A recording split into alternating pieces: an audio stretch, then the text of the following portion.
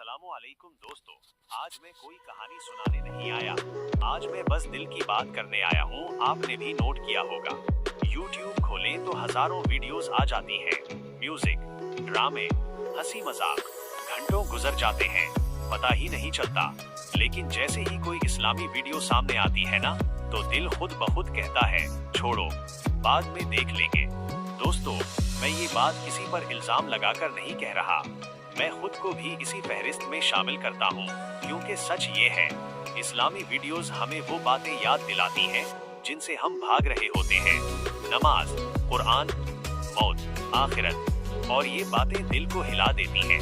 असल मसला ये नहीं कि इस्लामी वीडियोस बोरिंग हैं, असल मसला ये है कि वो हमें आईना दिखा देती हैं और हम अपनी कमजोरियां देखने से डरते हैं। नफ्स चाहता है बस हंसी हो, बस शोर हो, बस दिल बहलता रहे, क्योंकि जैसे ही खामोशी आई, ज़मीर बोलने लगता है। हम वो वीडियो देखते हैं जो हमें हंसा दे, लेकिन वो नहीं जो हमें रुला दे। हम वो बात सुनते हैं जो हमें बहला दे, लेकिन वो नहीं जो हमें बदल दे।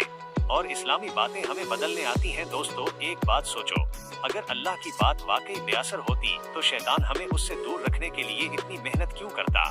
वो हमें सब कुछ दिखाता है सिवाय हक के।